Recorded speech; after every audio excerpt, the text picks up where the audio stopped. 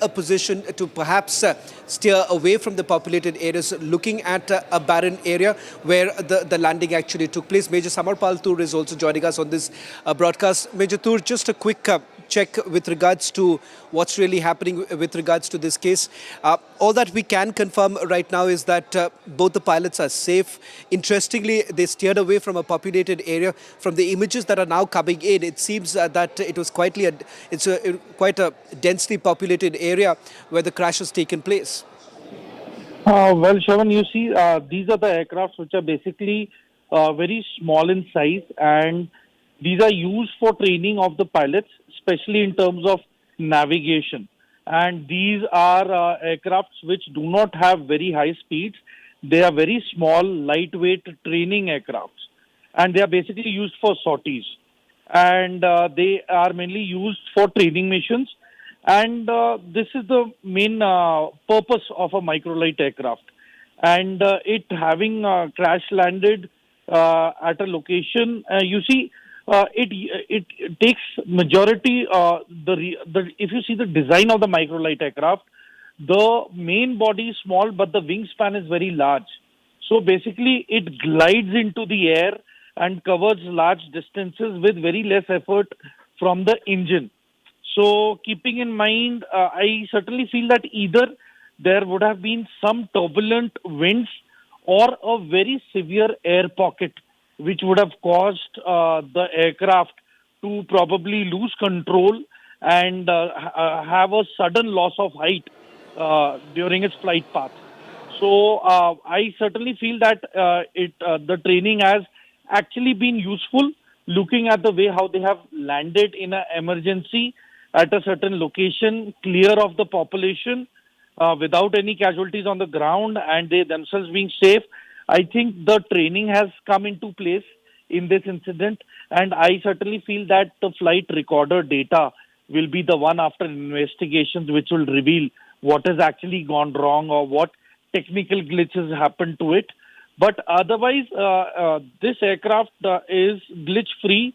It doesn't have a track record which is of any worry. And there have been only 2 incidents regarding a microlight, last in 2016. So let us see what the investigations tell.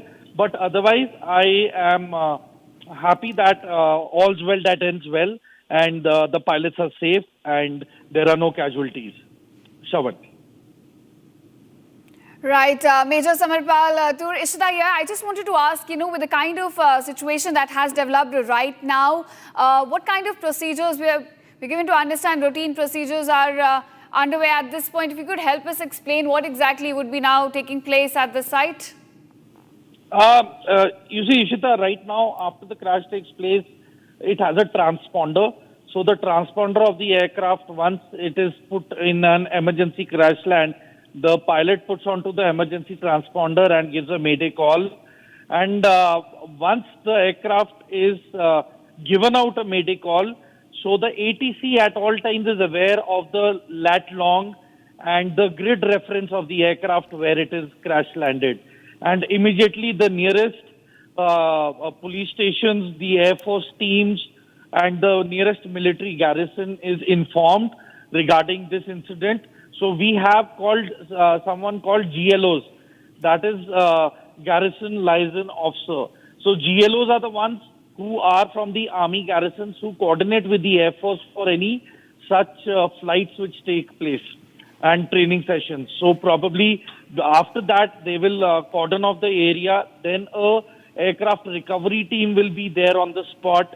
They will gather all the components of the aircraft and then will take it to the location where it is actually stationed.